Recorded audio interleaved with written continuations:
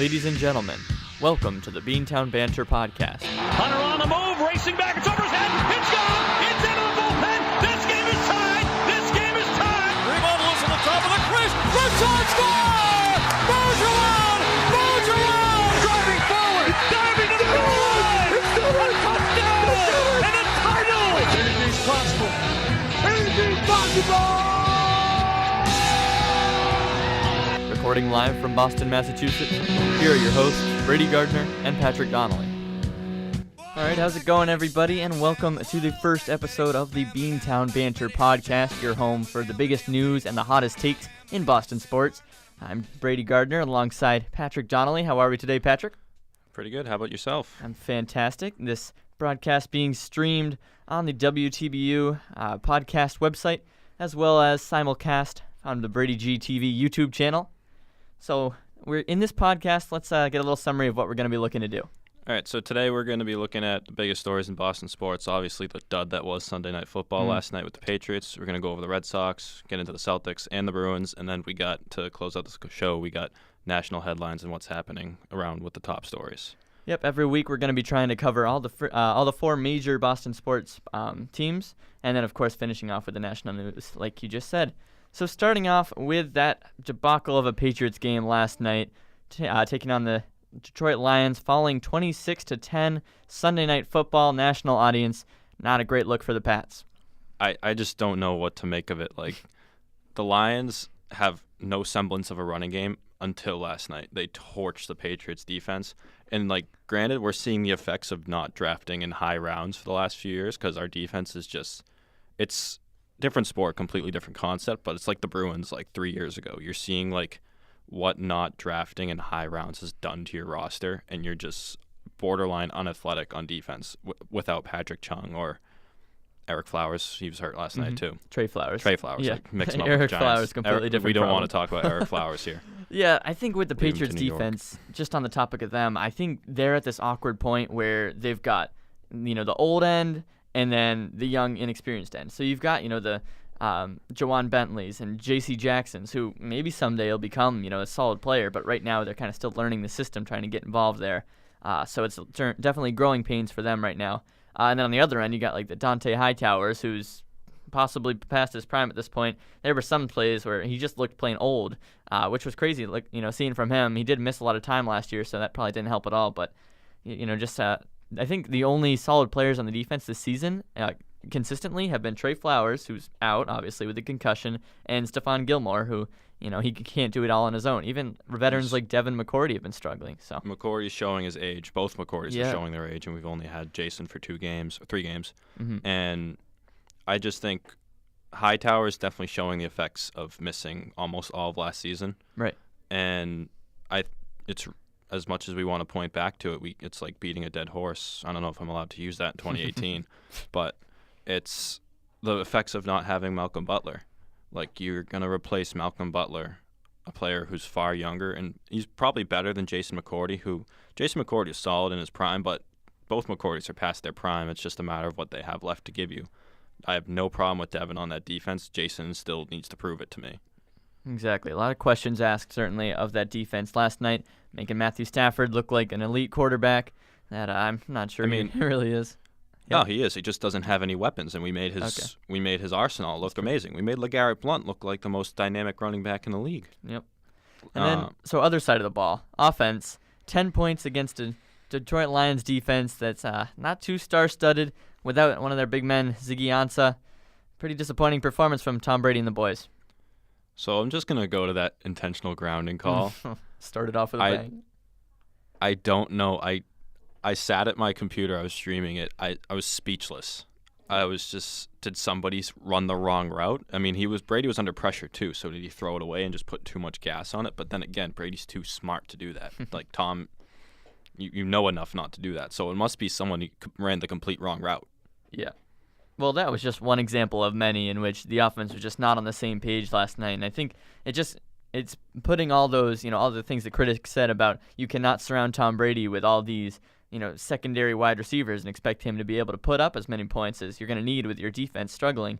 And so this is just proving that. You've got, Chris Hogan barely making an impact because he's got the other team's, best or second best corner on him. You got Philip Dorsett with a couple drops last night, a couple misrun patterns. Certainly not as good as he looked in the home opener the first week of the season. And even guys like Gronk, who was getting double teamed all night, so credit to Matt Patricia on that one, definitely got the scheme right against Gronk. Just not getting those secondary contributors to jump into that role that's obviously missing with Edelman out and other guys like Rex Burkhead going down with injury. Yep. Jeremy Hill, obviously, in that first game. I think Jeremy Hill's injury is going to be a little it's going to hamper us quite a bit, more than people think, until Sony Michel gets his game going. As far as the run game, James White needed to play more last night. I'm a fan of Sony Michel. He's only played 2 games, but he's a young guy. He's first-round talent. I'm going to give him the benefit of the doubt. So until he figures that out, you just need to go with James White, who I was highly critical of with buddies of mine, saying he's never been able to do it on the ground. First week against the Texans, he was dynamic on the ground. He was catching passes like he always does. I think if he can keep playing like that, he needs to play more, and Bill needs to either set Michelle up for success in the right situations, or it's also the fact that the line, he had no space whatsoever, and he was getting swallowed by the front seven on the defense almost instantly when he had the ball, and then there was that really bad drop, but that'll come. Yeah. So there obviously are people, just as there is every year, saying, is this the end for the Patriots? Have they hit the cliff, and now are they on the way back down? And there's been a lot of controversy around the team in the last year, so I think these claims might be a little bit closer to accurate than they have been ever in the past. So do you believe this could be the end of the Patriots dynasty? Not yet. I think they're going to figure it out on the field, but I think I agree with I think Ian O'Connor, his recent book, I think a lot of that's right. Yeah. I think they're a mess behind closed doors, but nobody's better at putting stuff behind them on the field than Brady and Belichick, and as dumb as Gronk is, he can do it too. So I think they're going to figure it out on the field. It's just a matter of getting over the hurdles in the locker room between management and the players. Exactly, and they always say, this first 4 games, the month of September is kind of treated as a secondary preseason for the Patriots. So obviously it's not helpful with Edelman out too. I think they're still trying to build up. Obviously, giving Sony Michel as many targets and carries as he's been getting, they're definitely trying to build him into the offense, trying to get more guys, get into the game plan. Obviously, you got Josh Gordon coming in, which is a different story all in itself. But just a lot of things that they're trying to kind of set up, it seems, that aren't looking so great right now. When you're, making Blake Bortles look like some kind of Hall of Famer, and then even struggling against the Detroit Lions, who hadn't won a game. You made LeGarrette Blount look amazing, and he's fine in the red zone, but he shouldn't be that dynamic in all sides of the field. But I think, going back to Josh Gordon, I think you could have used him last night. I know he doesn't know the playbook yet, but put him in there for simple routes, even just as a deep threat. You don't even have to target him. He'll create separation for other guys, because we're seeing Chris Hogan with the number 1 matchup, and we've sat here for 2 years saying, oh my God, Chris Hogan is amazing. That's because he's against the 2 and 3 run cornerbacks for each team. Yep. So I think once, especially Edelman and Gordon, that'll create so much separation for these guys, especially Gronk, because Shannon Sharp said it. You either have to double Gronk and leave Josh Gordon singled, which you're looking for trouble, or you have to double Gordon and leave Gronk as a single matchup, even worse, and you're looking for more trouble. Yeah. So it's just going to be a world of problems. It's just a matter of figuring each other out and getting the rapport that you need to have on this team, on this team that expects excellence every week. So this Week 4 afternoon matchup against the Miami Dolphins suddenly becomes a lot more interesting. Dolphins are 3-0 on the season. I'm not sure anybody expected that. Meanwhile, Patriots sitting in 3rd out of 4 teams in the AFC East with a record of 1-2. And obviously the Bills getting their big win over Minnesota Vikings, so they've jumped up equal with the Patriots now. I'm not saying this is going to continue throughout the rest of the season. That would be pretty crazy. But this game against the Dolphins could show you something. Do the Dolphins, get another win? Do they go to 4-0? And, Patriots have quite a steep hill to climb for the rest of the season, or can the Pats get the ball rolling again, get a win over an AFC East opponent, and try to gain some momentum from that? They'll get the ball rolling. Ryan Tannehill isn't going to do it all year. It's like Blake Bortles. They'll have games, but they're not going to do it every single year. Tannehill also just doesn't have that many weapons to throw to. We said Danny Amendola was amazing here in New England. He's been non-existent the first 3 games, and it's also because he's a slot guy. He doesn't have a deep threat anymore, aside from, I'm drawing a blank on the name here, but without Jarvis Landry, he doesn't have many weapons. And then their tight end, I forget his name as well. Yeah. But their tight end tells us the story, I guess. They were high on him, and he was injured in the preseason. So he doesn't have many weapons. I mean, Kenyon Drake is a fine running back. Mm-hmm. But, again, who is Ryan Tannehill going to throw to every week? But as far as the Patriots go, I think offensively they're going to be fine because Miami's defense isn't anything to, like, have nightmares about, especially since they don't have Sue anymore. Mm-hmm. And Sue has been Brady's kryptonite for a lot of his career. So I think we'll be okay. I think we'll get the ball rolling. I'll say worst the Patriots do this year is 11-5. All right. And that's still enough to win the division. That's a good take. I wouldn't be surprised if we get another classic 12-4 from the Pats. I know it's a little bit early to be predicting that, but I think that's what I would go with. I wouldn't say anything less than probably 11-5. But I think that's enough NFL talk for one day, or Patriots talk at least. So how about we move into a little bit of baseball? The Red Sox fell last night in 11 innings to the Cleveland Indians, losing the series 2-3. The game was 4-3. Red Sox coming home now against the Baltimore Orioles, followed by a season-ending series with the New York Yankees. They are still one win short of collecting that team record of 106 wins, which has never been done by any Red Sox team. So will they be able to do it tonight, and what questions are you looking to get answered here in the last week of the season? They'll absolutely do it. I mean, our B squad is better than the Orioles A squad, which just speaks to how bad the Orioles are, especially Chris Davis. Not Chris Davis. Yeah. There's two Chris Davis. There's two Chris the Davises. Great one, and there's the one on Oakland who's challenging for MVP right now, Yeah. and there's the one on Baltimore with a super contract who just looks terrible. Yeah. But I think they'll do all right. The questions I have is who is in your bullpen for the playoffs? That's the big one. Like, I'm not even caring about the regular season at this point. It's because it's just going to be resting guys. You can coast into the playoffs. You'll be fine. But what's your rotation outside of Sale and Price? Is Eovaldi that third guy? I'm assuming Eovaldi would be that third guy. Or Porcello. Porcello and then Eovaldi if need be. Then who's coming out of the bullpen? Are we really going to bring in Drew Pomeranz in Game 5 of the ALDS if it comes down to that? Hope not. Like, it's really like making Dombrowski look like a real idiot not going after any bullpen help whatsoever at the deadline. I mean, Pomeranz, like, he's either get hot, stay hot, or get cold and stay very cold. Yeah. So if he can, like, find something from last year, or, like, he even started this, he's been okay at certain points this season. Like, large part, he's been very bad. But I think when he's doing just okay, he's pretty good for the bullpen, especially when guys like, I mean, you don't know what you're going to, like, as much as Joe Kelly, he, like, started the season great. He's been a little streaky since. As much as, like, you want to, like, hope that he's going to do good, you don't know what you're going to get from a lot of guys in that bullpen aside from Craig Kimbrell. Yeah, I think, the only thing I can potentially see the Red Sox trying to do here is exactly what the Astros did last year, and that's packing, the starters, getting all kinds of strong pitchers in your starting roles, and then transitioning them. And you've already seen that with, obviously, Pomeranz, which has been a failure. But Stephen Wright has actually looked half decent in the bullpen. Yep. Not necessarily. Forgot he existed this year. Yeah, not really someone that you want to be trusting the ball with in the ALCS Game 7, 8th inning or whatever. But, certainly a little bit of an improvement there for him. And even Brian Johnston, who's filled quite a role in our starting rotation when we've needed him, and he's looking okay out of the bullpen. I would have liked to see some transitions to the bullpen a little bit sooner. They've got Eovaldi starting tonight.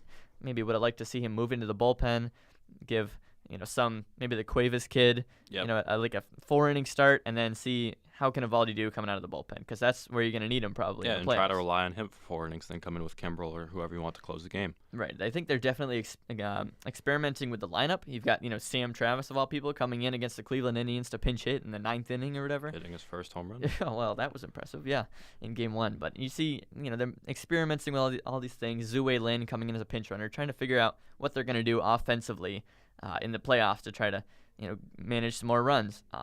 It doesn't seem like they're doing so much of that on the defensive end. It'll be interesting to see how that all plays out, who they end up deciding to start, because obviously that's still a question mark. Chris Sale still working his way back into it, and it looks like he's going to be pitching on Wednesday. But the weather for Wednesday isn't looking too great, so who knows if that one will even get played. But, a lot going on there in terms of the pitching, just like it's always been this entire season, it seems. It's perfectly fine to be experimenting like this for the last 2 series of the regular season because it's a formality at this point. But I think you're gonna really see what this bullpen has come the playoffs, and especially we haven't really talked about it much this year. I don't know how he's doing wherever he signed, but I think not having Addison Reed as an eighth inning guy anymore is kind of huge, because last year that was the problem. Oh, we need an eighth inning guy, and we get Addison Reed, and he's perfect for the job, except for the playoffs. He didn't do that great in the playoffs. But I think you're just in limbo. When your starter's done, you don't really have – it's not necessarily the eighth inning anymore. It's who's coming in after your starter, and those are usually the guys who are losing games for you, like Drew Pomeranz. Yeah. So – and then again, like I said earlier, Red Sox trying to get their historic 106th win tonight. I think, like we said, it seems like it's going to happen. Orioles not really the biggest competition, but what do you make from this historic season? Getting as many wins as they've had in 100+ years of team history. Is there anything to gain from that, or is it all just it's the state of the league right now, and it doesn't really matter? It matters what happens in October. Well, it's certainly impressive. It's certainly the best team in baseball, best roster in baseball, especially with that bargain you have Mookie Betts on. That's going to be a fiasco this year trying to sign him. But it just comes down to, they could have been even better. After the All-Star break, there were some cold stretches in there. Right. You just, they could have been so much better. And then again, I know it's it doesn't really matter. You're going to get the division. You're going to do fine. You're going to have home field. But it comes down to, can J.D. Martinez do in the playoffs? Can Mookie Betts do in the playoffs? Because this team has been infamous the last 2 years of being a powerhouse going in, or having everyone around here at least hyped going in, and then it's either no pitching or no offense. So it's prove it. Yep, and I'm sure we'll have plenty of thoughts on this as we get closer to the postseason here in the upcoming weeks. Certainly a lot of exciting developments coming up with the Red Sox, but we're going to move into basketball. Take a look at the Boston Celtics, who kick off their preseason later this week on Friday against the Charlotte Hornets. Today was media day for the Celtics, and I got to say it was pretty nice to see the 5 starters right there in uniform, all healthy. Oh, that was beautiful. This team is going to be a wagon this year. It's just going to be crazy. Kyrie Irving, it looks like Donald Glover in the team's media day picture. It's like Kyrie, starting point guard Kyrie Irving, also Donald Glover look-alike. But it's just the talent on this team. Kyrie Irving, Jaylen Brown, who's only going to be better. Healthy Gordon Hayward, who's going to be better. Jason Tatum, who's going to be better. Al Horford, who's going to be Al Horford. He's playoff Al. Yep. And then off the bench, you have Marcus Smart, Terry Rozier, Marcus Morris, Aaron Baines, Daniel Tice, who's severely underrated around here. I underrate him myself, but he's solid rim protector, solid in his own end. So it's just, I think Brad's just got to manage getting everyone minutes, which I don't think will be a problem at all for Brad Stevens. Mm-hmm. And looking at what you want your rotation to be come crunch time in games, because obviously you're going to want your starters on the floor, but you also want Marcus Smart on the floor for a portion of it. Right. So it's just a matter of getting everyone in a groove, and that's gonna happen. Yeah, it will. Well, I think the biggest thing, like you said, Brad Stevens trying to manage the time, and I think you lost players last season. Gordon Hayward, obviously, you can't control that. That's just a freak accident that cost him an entire year. But then Kyrie Irving, his knee ends up giving out on him, can't finish off the season. Maybe he's that that last little bit that gets you over the line against Cleveland in the Eastern Conference Finals. And you saw how close they were to beating Cleveland without Kyrie and without Hayward. Well, and you saw what that team did in the playoffs last year. And just in the back of your head, you're thinking, oh, my God, next year you're adding 2 superstars for nothing but salary. Exactly. So I think, seeing as, Jason Tatum did so well, being thrust into the spotlight last year, and now you got Terry Rozier, who's really come a long way. You can afford to say, you know what, Kyrie, you've had 2 games in 4 days. You can take this one off. Terry Rozier will handle it, and he'll be perfectly fine. Obviously, you're going to need, the Kyrie when he comes in later in the postseason, or the playoffs and all that against the stronger teams in the division and obviously the league. But I think you have the luxury with the amount of depth that you just mentioned to rest some guys, and I think Brad Stevens really needs to take advantage of that as the season goes. As exciting as it is to have all 5 starters, and here we go, let's everybody get excited and let's all make the all-star team and all these great things that the fans love. I think it's about how it comes down to in April, and so you would hope that Brad would be able to be mature with how he handles the team, and I'm sure he will be because Which he's one of the best coaches in the league, from my biased opinion. So yeah. But Kyrie's comments too. Oh man. Can this? He's like, this team can beat the Warriors in 7, and this is with Kyrie and Hayward this year. And last year, before Kyrie went down, people are gonna call me crazy. I said, like, this is without Hayward. This is when Kyrie was still healthy. Celtics could beat the Warriors in 7. Mm-hmm. Their bench is better than the Warriors. Like, their starting 5 is probably a little below or on par at this point with everyone healthy and doing what they can do. But the bench is just a lot deeper than the Warriors. So I agree with him 100%. This is also a little bit of homer in me, but I think they can do it. Yeah. Well, and you have to maybe anticipate some slight growing pains with the Celtics with Hayward jumping back in there because he only got 8 minutes or whatever it was with the team last year. And he plays the same position as Tatum, Brown, even Marcus Smart if you want to throw him as a shooting guard kind of guy. So it's going to be interesting to see how they can manage to get all those guys the time that they want. Like you said, trying to figure out who's going to play in the crunch time minutes. Gordon Hayward's going to want his time. He's making the money. He's coming off a big injury. He wants to get in there. But then again, you got these young guys up and coming who want to have the same time. It's not going to be an issue, like, position-wise, because Brad Stevens is a big believer in positionless basketball. You're either a ball handler or big. Right. And everyone in that starting 5 is a ball handler because we've seen point guard Al at times. But, I mean, Jaylen Brown and Jason Tatum. Tatum played power forward at times last year. He started the season at power forward before Hayward went down, obviously, and then he actually stayed at power forward with Brown moved back to shooting guard when Hayward got hurt. So, and Jaylen Brown's perfectly capable of being shooting guard. It's just Gordon Hayward. It's everyone figuring everyone out. It's building that chemistry again after you've spent all of last year's training camp building it up, and then you have to do it again this year because Hayward's been watching from the 9th floor every night. Right. Well, certainly a lot to get excited about with the current Celtics team. There's also rumors with Jimmy Butler looking to move teams. Now, his short list does not include the Celtics, but just hypothetically, would you want Jimmy Butler on this Celtics team? So I wouldn't want Jimmy Butler on the Celtics team just because he's his own breed. Yep. And it's because he wants to win. I understand that, but you can't just be creating problems in the locker room like this, especially when you have talents like Karl Anthony Towns and Andrew Wiggins on your team. But his list is the Knicks, Nets, and Clippers. And there have been talks for years about how Jimmy Butler and Kyrie Irving want to play together and how the Knicks are going to go after Kyrie as option A, B, and C next year in free agency. But Kyrie's comments, I'm not worried about that whatsoever at all. And we've also had in the past Kyrie saying he wants to play with Gordon Hayward too.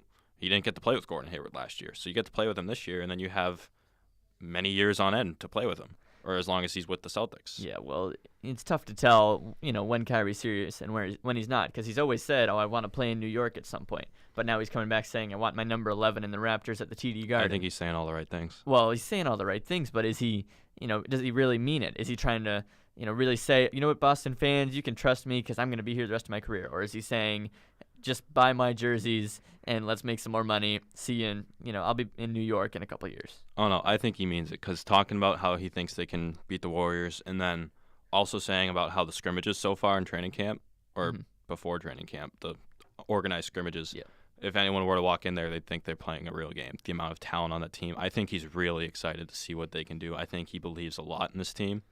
And it's a matter of, like, you can do this. You can sustain this success. You can sustain this talent for at least 3 more years. Yep. Because you have more picks next year in the draft. You have the Memphis pick, I believe, the Sacramento pick, and it's just Kyrie. I think I'm not worried about it.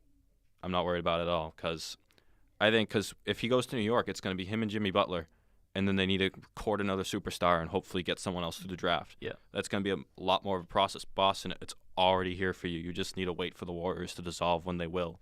Or even you can beat the Warriors. So it's just a matter of time. Yeah, but it's all about health, I think, with Kyrie. Because he goes down with another knee injury.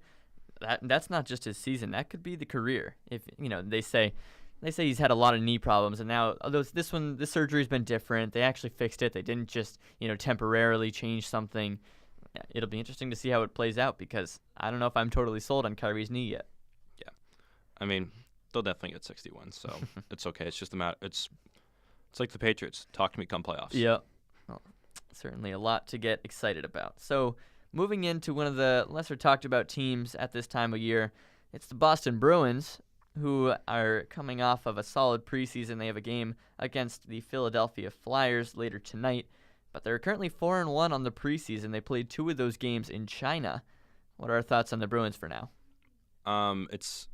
So they're going to be, just like the Celtics, they're going to be even better than they were last year. Really? But okay, given the talent around them in the Atlantic Division, like the Atlantic Division is going from being the worst division in hockey to easily being the best because Tampa's just going to stay hot. They were unbelievable last year. Tampa's going to be even better. Mm-hmm. All those guys getting better together, the additions they've made, and the young talent growing in Tampa.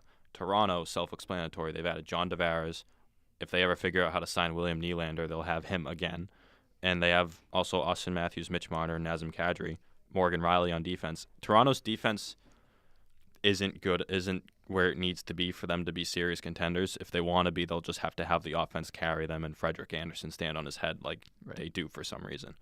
But other than that, I mean, those are your presumed top 2 teams in the division. Then you have the Bruins, who are going to be just as good as they were last year, if not better. And it's crazy because the Bruins could be a top 3, top 5 team in the league this year, but 3rd in their division because of how the NHL bracket system works.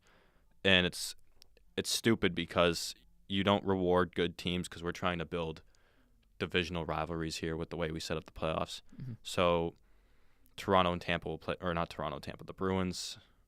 No, I don't know. It'll end up working out. It's a lot of foreshadowing going ahead here. Yeah, it'll end up working out where the Bruins could be a top team in the league, but still a wild card spot. Exactly. Which is just it should not be like that. You got to reward good teams for being good. You can't have if the Bruins end up being the second wild card spot or the first wild card spot, and Tampa ends up being the second wild card spot, you're having 2 of the top teams play each other in the first round, which should not happen. That's a second round problem. Yeah. But as far as the Bruins go, Jake DeBrusk is going to be improved. He's going to be more developed. It's Anders Bjork, you got to find a place for him to play. If not, send him to Providence so he can get meaningful minutes there. Your lineup, it's going to, if Bergeron's healthy to start the season, nobody really knows yet. He hasn't played in a preseason game.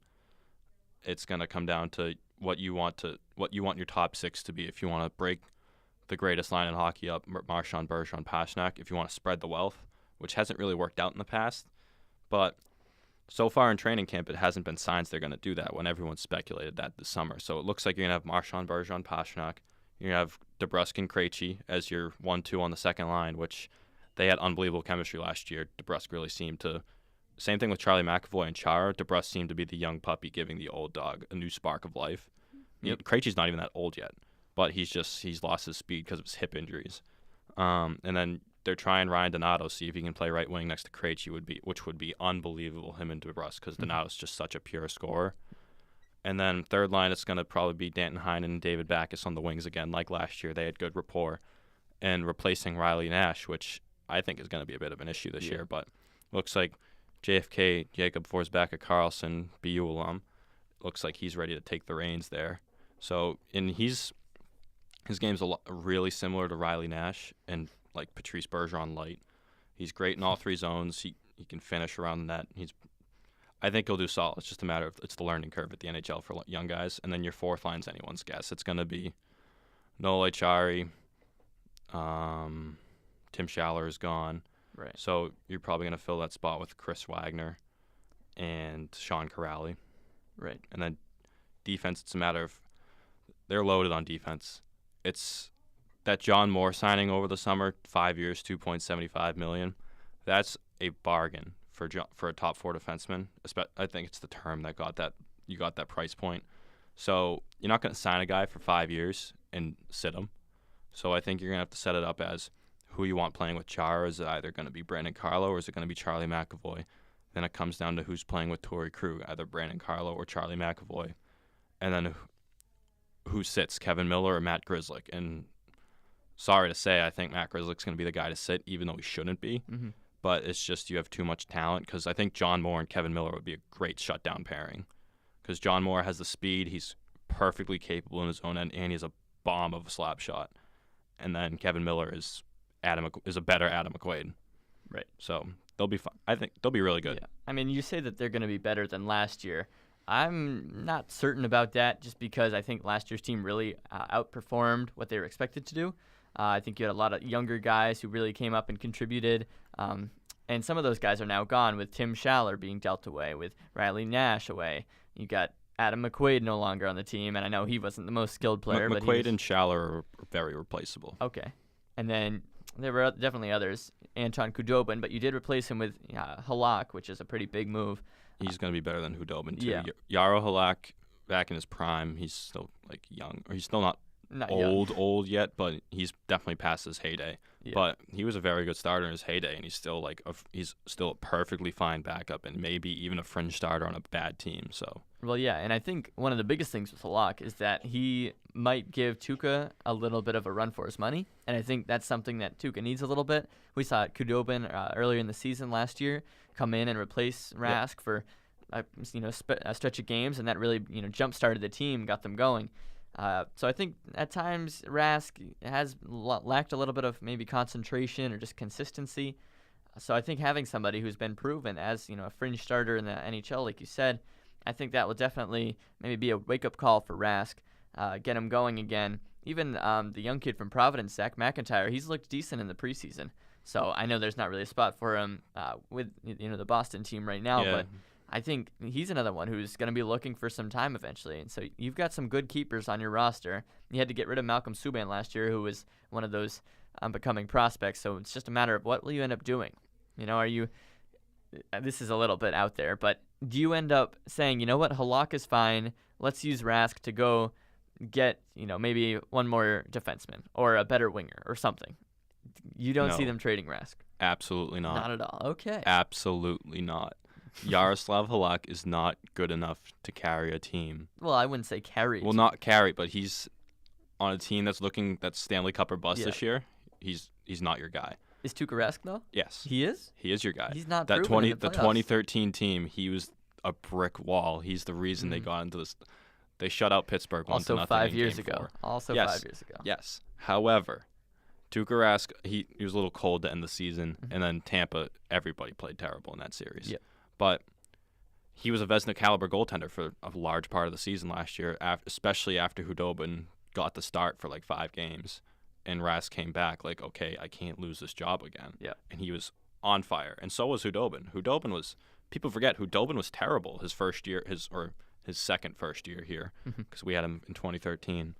But it's just a matter of you don't need another defenseman at this point. No. You really don't. Well, that was hypothetical, but if you're gonna do anything, it's you're using either Torrey Krug or Matt Grzelcyk in a package to get a top 6 winger. Yeah.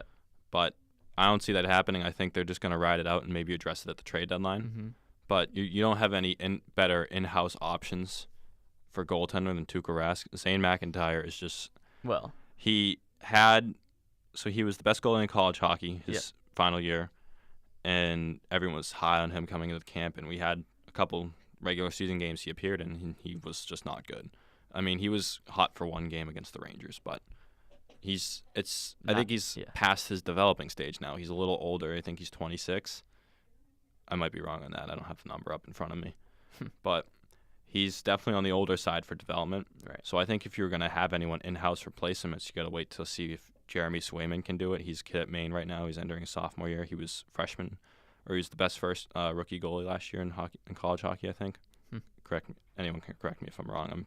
This is just based on memory. No idea. But I think it's just you're going to have to draft the next kid to replace Rask. Right. Or when his contract is up, you're going to have to make a big move in free agency, which not many marquee goalies hit the free agency market. So I think it's just going to be a matter of drafting and developing Rask's successor. Mm-hmm.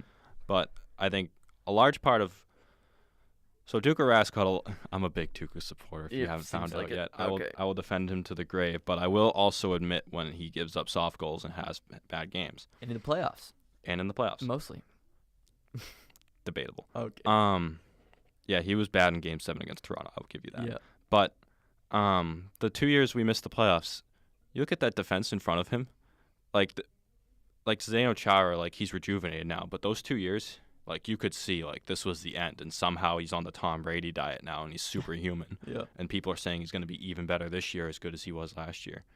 But I think it's just having the right mix of players, and you got to have at least someone competent in front of you. Like, 2 years ago, Kevin Miller was a top 4 defenseman on this team, which is just preposterous. Yeah. Like, Kevin Miller is a perfectly fine third-pairing defenseman, if someone's hurt, he's good in the pinch on the second pairing. But when he's eating up minutes every single night on the second pairing, it's not going to be good for anybody. Mm-hmm. So I think you just got to have the talent. Like, this is any goalie. Like, Sergei Bobrovsky was irrelevant for years, and now he has 2 Vezinas again. Like, he had a Vezina, then he was irrelevant again. Now he has another Vezina. And same thing with Pekka Rinne. He was on fire, irrelevant, on fire, and Vezinas. Yep. So it's just, Very and you look at how stacked Nashville's defense is. Like, you just got to have the right combination in front of these guys. Yep. Someone who can actually, like, contribute to keeping the puck out of net and not leaving him hung out to dry. Yeah. Well, a lot going on with this Bruins team coming ahead of their season, which begins in just a couple weeks. Exciting. 9 days. 9 days. And not like we're counting or anything. So I just saw NHL's Instagram post. Oh, okay. Good save. So the last thing that we will cover today, and I know it's something you've been waiting to talk about, national sports news, PGA Tour, Tiger Woods wins the Tour Championship. His first win, you probably know, but in 5 years.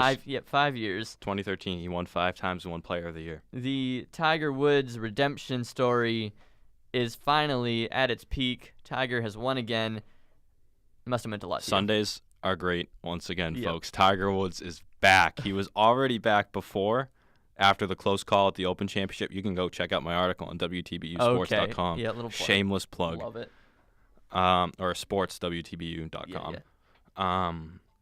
It was everything we've been waiting for. Thursday, he jumped out to a hot start, 5 under.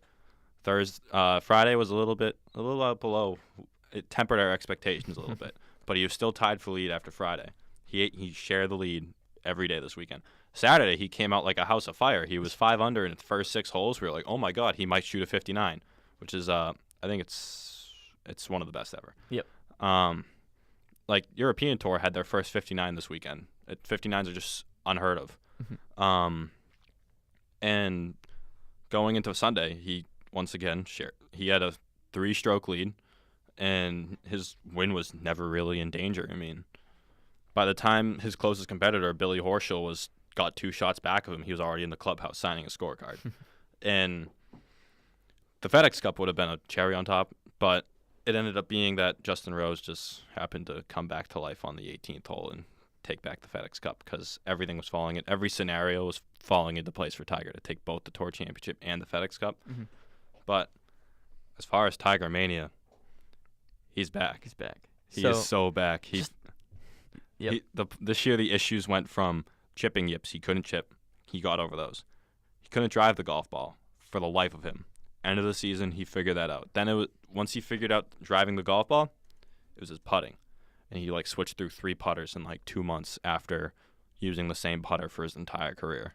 Right. So it's just, he figured that out. He was second in strokes gained putting, which is a metric about each stroke you have, how much it reduces your overall score compared to the field average. So he was 6th in strokes gained off the tee. He finished the entire season, 1st in strokes gained approach the green, which is just basically your irons. Yep. So he's back to being the best ball striker in the history, which he already was. And then he finally figured out his putting, and it just came together at the perfect time, the season finale, and now it's on to the Ryder Cup. So, yeah, it is unfortunate for Tiger with the success coming pretty much at the end of the season. He is 42 years old right now. At the start of next season, he'll be 43. Do you think this is the start of a kind of second coming of Tiger Woods, or is this just a nice little, bow on the metaphorical gift, and he's just saying, all right, guys, here, I can still do it, but he's going to drop back off in the next season starts?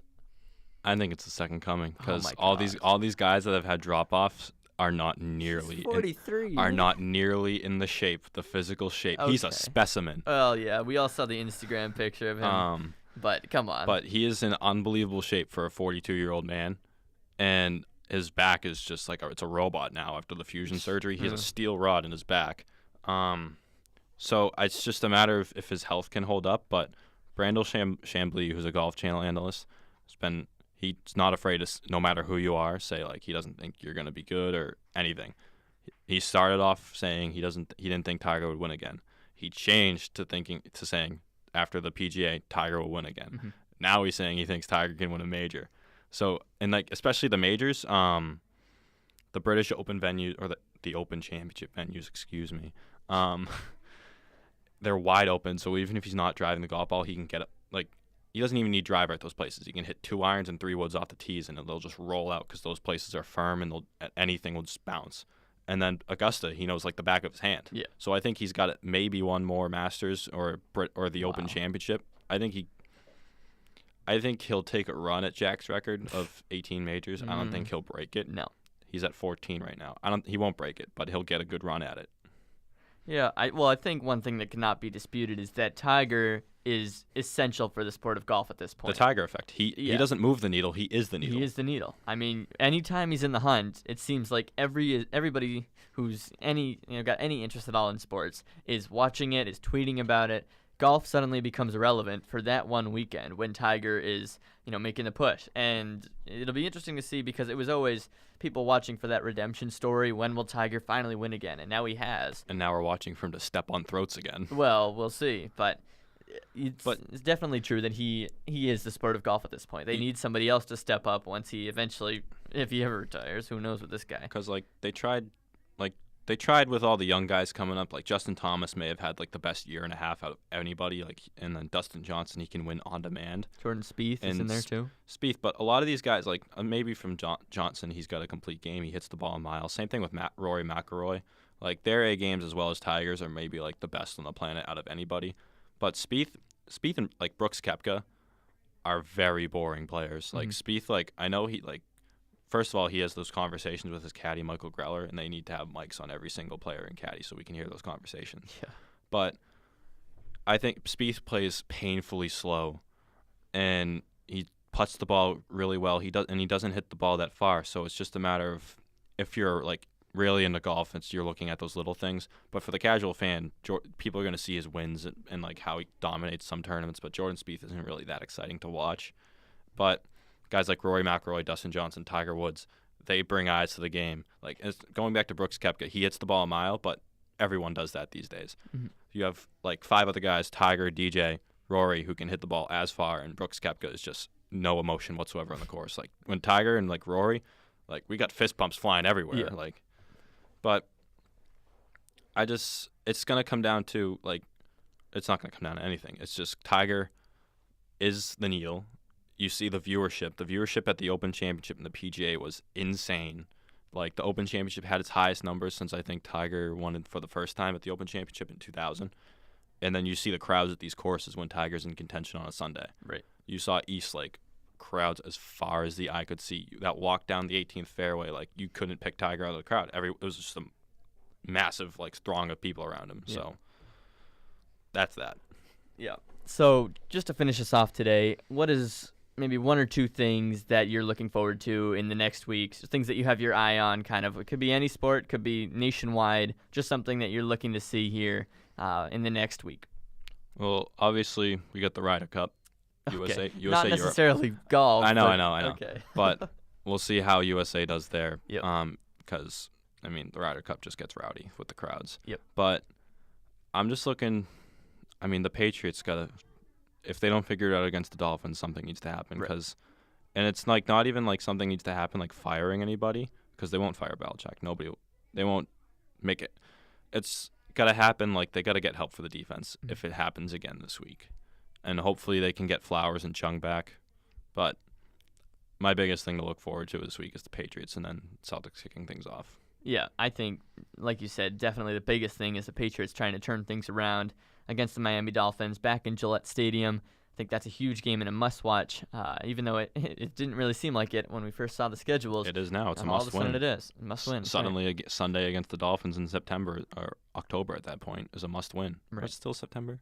It is. All right. Yep. No. When by the time we get to Sunday, yeah. Yeah, it is. All right. I think. So bad with the calendar, or thinking ahead on the calendar at least. I know today's the 24th. Nice. But good for me. Okay. But it's just who thought a Sunday game in September against the Dolphins would be a must-win for the New England Patriots. But I'm calling it a must-win. And then I think the only other thing is Red Sox, like we talked about. How is their relief situation going to look? Are they going to, still be struggling here going into the playoffs, and it's going to be just a completely blank slate of whoever, Alex Cora picks at the time is just going to be the one who pitches in the playoffs and hope for the best? Or is someone really going to kind of grab that 8th inning and say, you know what, this is going to be mine, and just jump in the playoffs, they'll be the go-to guy? Can someone fill in that role? We will see in the next 7 days or so before the playoffs begin. But certainly an exciting time to be a sports fan. Like you said, especially basketball. in Boston, and if you're a Tiger Woods fan. Okay. Basketball and hockey right around the corner. NFL heating up. Baseball just within a week or so of the playoffs. A lot going on, and we will be back with you next week. But for now, for this opening edition of the Beantown Banter podcast, for Patrick Donnelly, I'm Brady Gardner. Thank you for listening. Thanks.